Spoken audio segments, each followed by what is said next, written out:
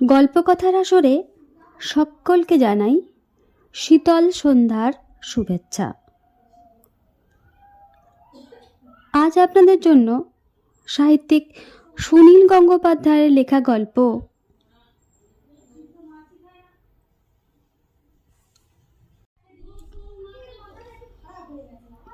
জল নয়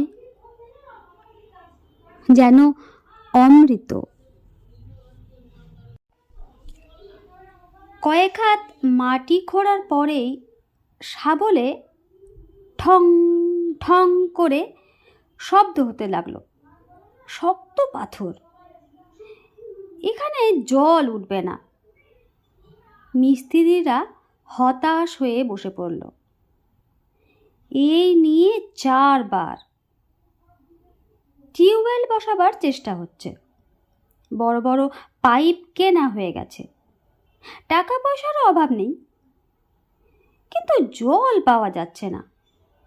এই বৈশাখ মাসে জলের জন্য চতুর্দিকে হাহাকার। একটা পাকুড় গাছ তলায় দাঁড়িয়ে আছে বরকা মাহাতো। গ্রামের মানুষদের চেয়ে তার চেহারাটা অন্যরকম। জিন্সের প্যান্ট আর টি শার্ট পরা, মাথার বাবরি চুল ঠিকঠাক আঁচড়ানো, দাড়ি কামানো, চকচকে মুখ। বরকা এই ভীমগড় গ্রামেরই ছেলে, কিন্তু অনেক দিন সে এখানে ছিল না। যখন তার 14 বছর বয়স, তখন সে একা একা বদরপুরের হাটে গিয়েছিল। তারপর আর ফেরেনি। কেউ কেউ বলেছিল তাকে ছেলে ধরারা চুরি করে নিয়ে গেছে। কেউ বা বলেছিল খড়গাঁওয়ের গুপিন তাকে মন্ত্র বলে ভেড়া বানিয়ে ফেলেছে। মোট কথা 1 বছর, 2 বছর, 10 বছর, 20 বছরের মধ্যেও বরকাকে কেউ আশেপাশের কোথাও দেখেনি। 1 মাস আগে ফিরে এসেছে সে হঠাৎ। গায়ে তার শহুরে বাবুদের মতো জামা, পায়ে বুট জুতো, সঙ্গে আবার মোজাও। বরকার বাবা এর মধ্যে মরে গেছে। তার এক বড় ভাই আর 2 বোন ছিল। এক বোনের বিয়ে হয়ে চলে গেছে অন্য গ্রামে। অন্য বোনটার বিয়ে হয়নি, কারণ তার গায়ে সেতি আছে। বড় ভাইটার একটা পা ট্রেনে কাটা গেছে, তাই সে মাঠে কাজ করতে পারে না, বাড়িতে বসে বিড়ি বাঁধে। আর বরকার মা এখন অন্ধ। ছেলে এতদিন পরে ফিরে এসেছে বলে সে বুড়ের কি আনন্দ, কিন্তু ছেলেকে সে দেখতে পায় না। গায়ে মাথায় হাত বুলিয়ে বোঝার চেষ্টা করে, কিন্তু 14 বছরের যে ছেলেকে সে দেখেছিল তার বয়স এখন 34 বছর। তার গায়ে হাত বুলিয়ে কি ছেলেকে চেনা যায়? তবু সে আনন্দে খলখলিয়ে হাসে। তুই একদিন কোথায় ছিলি রে বরকা? অনেকেই জিজ্ঞেস করে এই কথা। বরকা সঠিক উত্তর না দিয়ে বলে, চলে গিয়েছিলাম সমুদ্র পেরিয়ে এক মরুভূমির দেশে। এই গ্রামের কোনো লোক সমুদ্র দেখেনি, মরুভূমি কাকে বলে তাও জানে না। বরকা এখন মাঝে মাঝে ইংরেজি বলে ফেলে।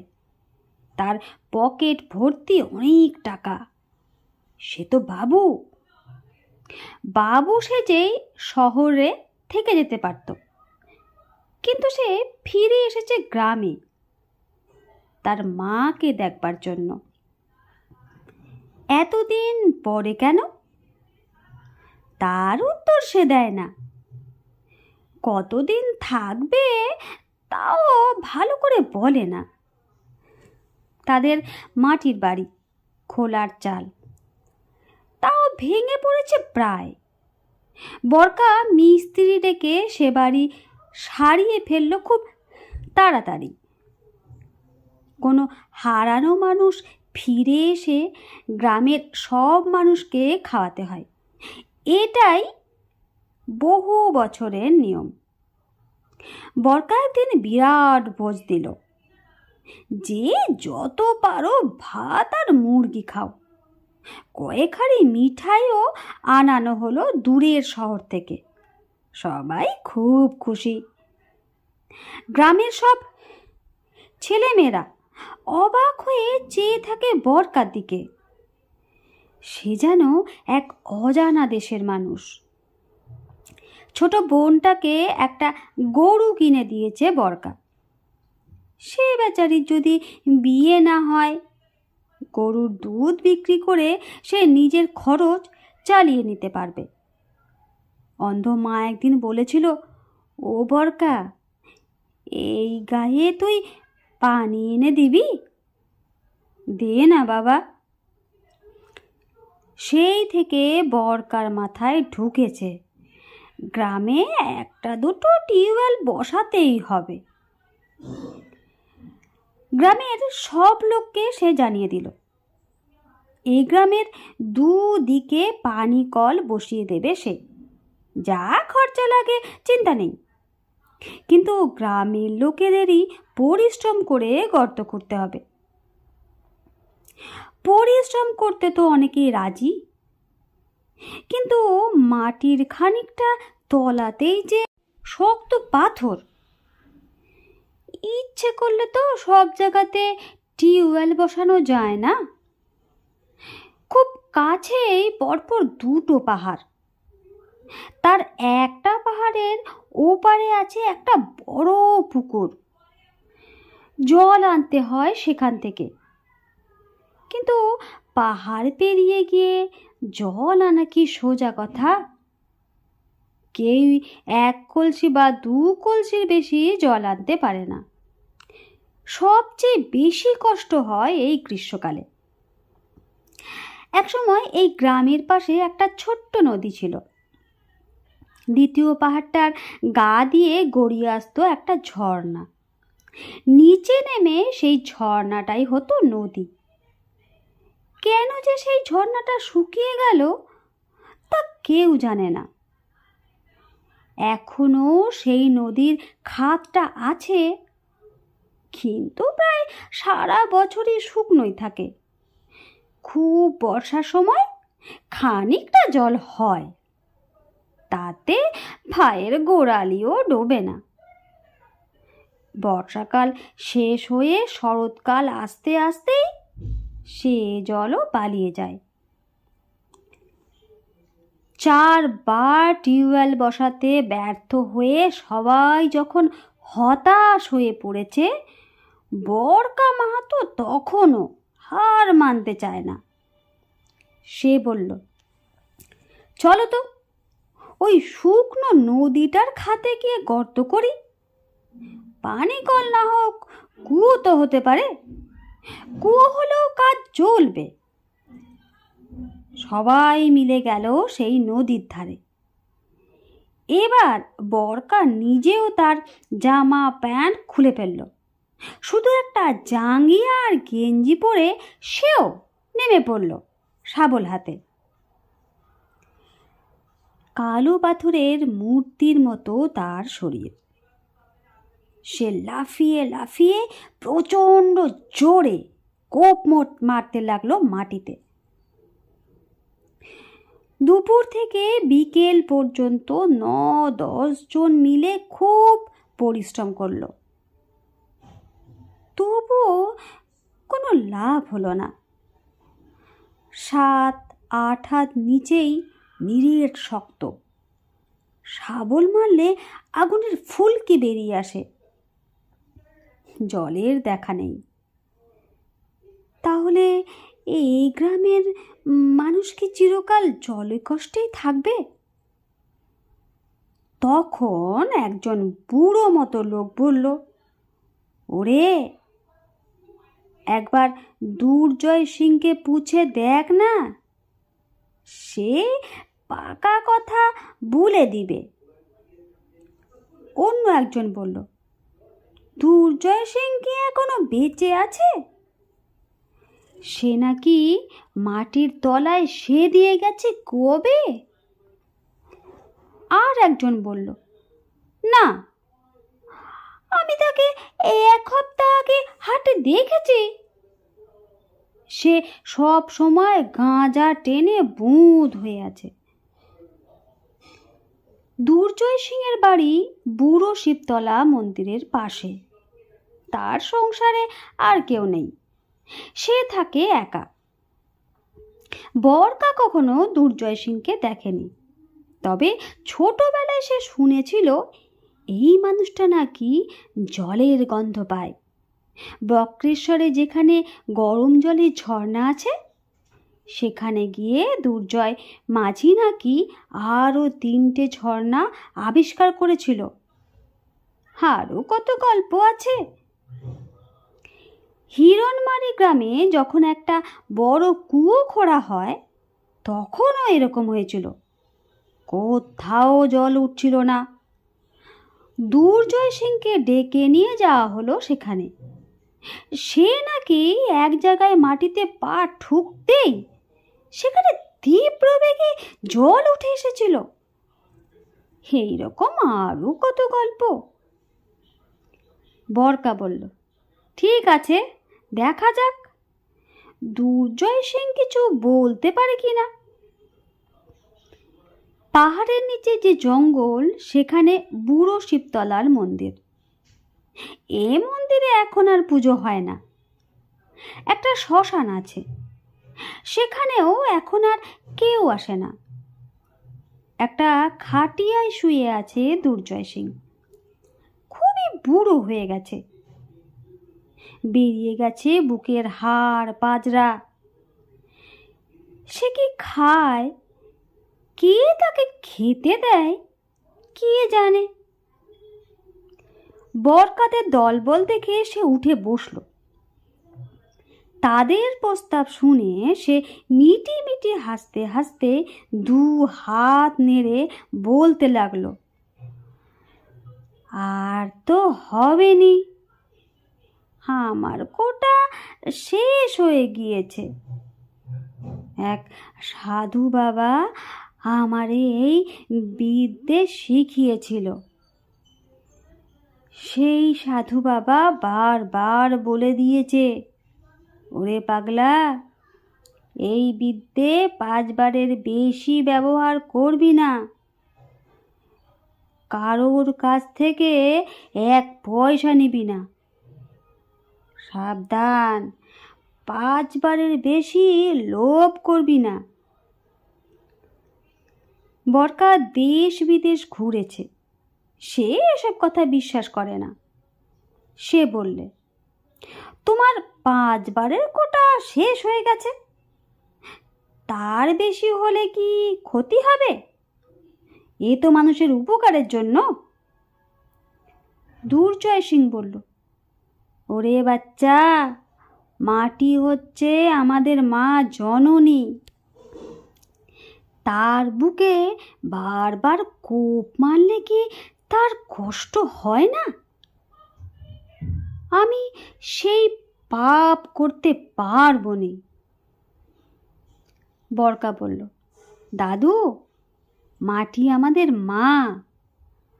মায়ের সন্তানরা যদি জলের অভাবে ছটফট করে মরে, চাষের ক্ষতি হয়, তাতে মাটি মায়ের কষ্ট হয় না? মা যে তার জল বুকের মধ্যে লুকিয়ে রেখেছে।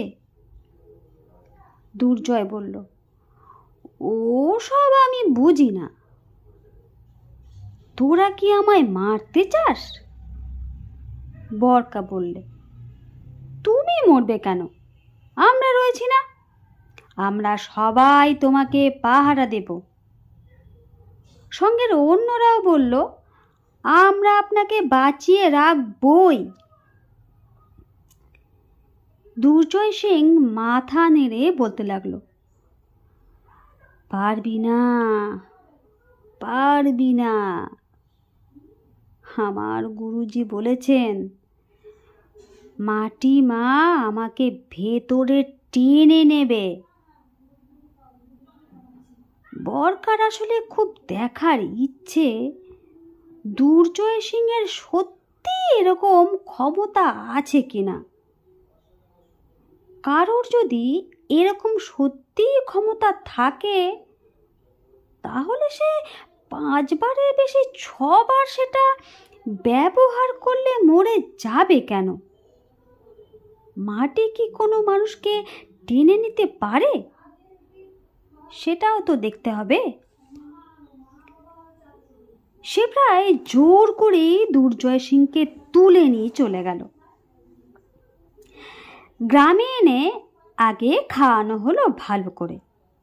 7খানা রুটি, অনেকখানি ঢ্যাঁড়সের তরকারি আর একটা আস্ত ঝলসানো মুরগি। তারপর এক ছিলিম গাঁজা টেনে বলল, ওরে পুরো হয়েছি বটে, কিন্তু তবু এখনো মরতে ইচ্ছে করে না।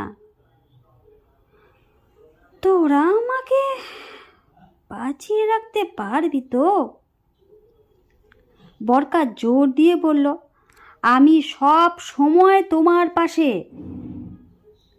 দুর্জয় সিং বলল, তাহলে আমাকে এক বাটি জল এনে দে। এলো এক বাটি জল। দুর্জয় সিং কিছুক্ষণ সেই বাটির জলের দিকে তাকিয়ে কি যেন বিড় করে, তারপর হাঁটতে শুরু করে। বেশ কয়েক পা হেঁটে গিয়ে সে এক জায়গায় হঠাৎ থেমে গিয়ে একেবারে উপর হয়ে শুয়ে পড়ল। তারপর মাটির গন্ধ শুকতে থাকে কিছুক্ষণ ধরে।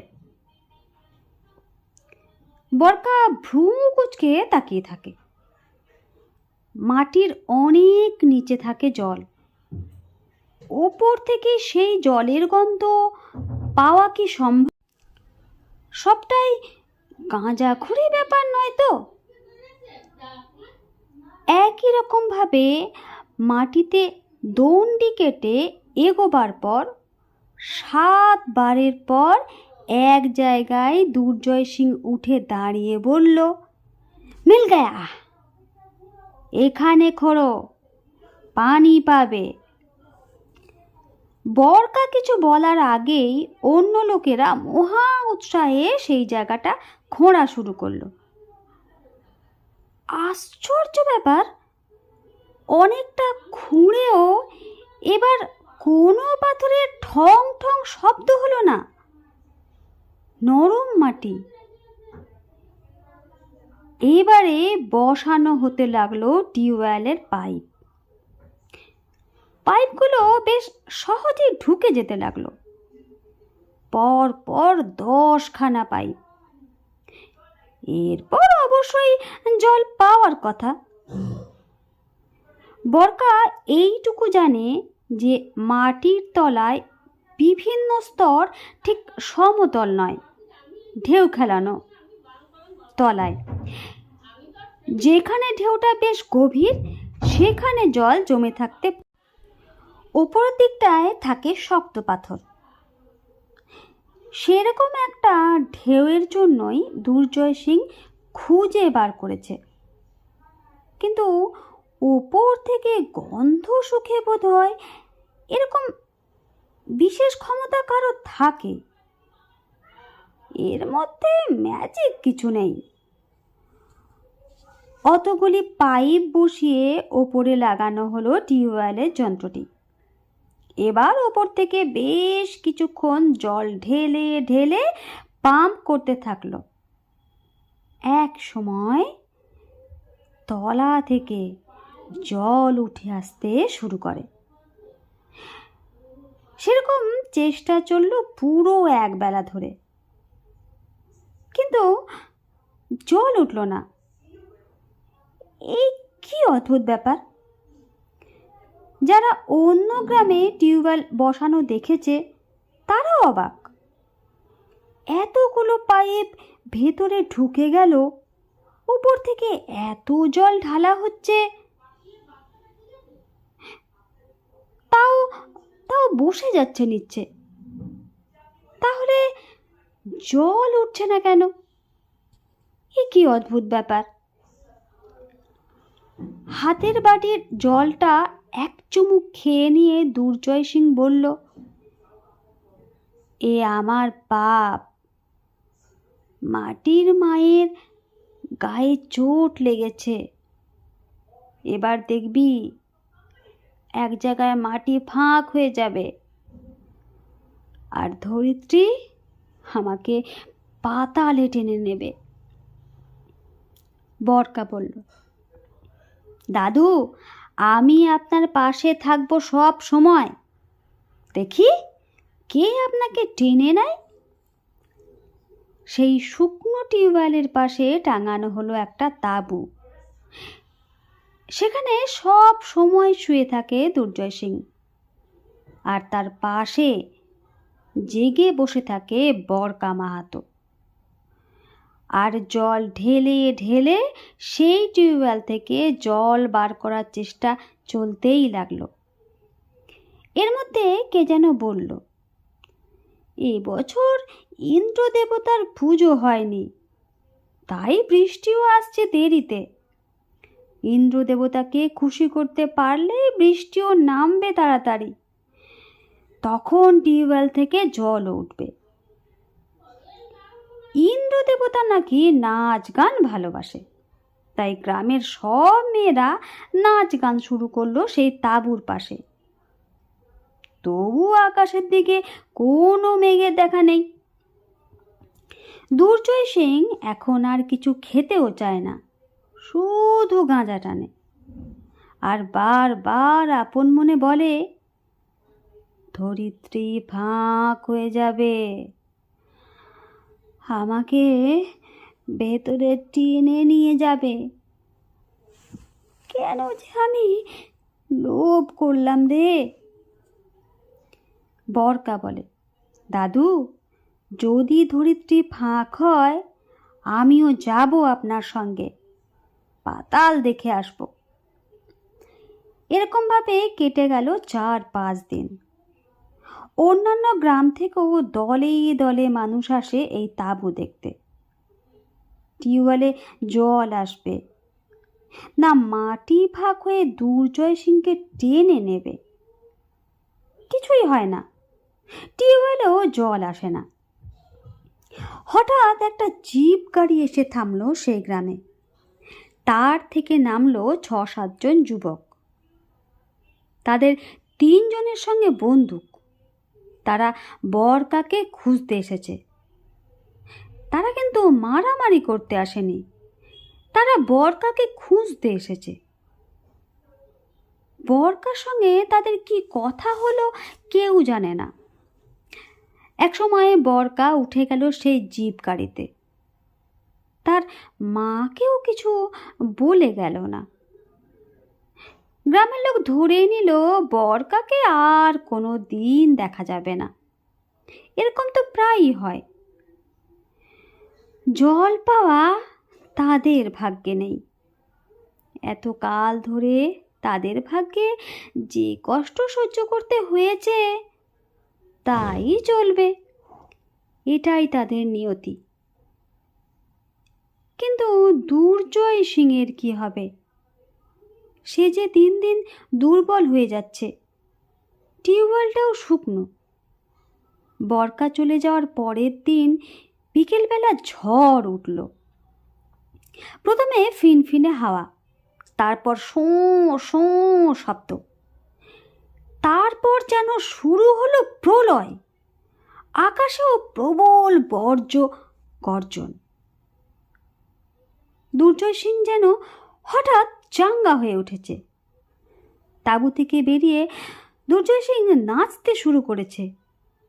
বলতে লাগলো, এসেছে রে এসেছে, এবার মাটি ফাটিয়ে আমাকে নিয়ে যাবে, পালা তোরা পালা।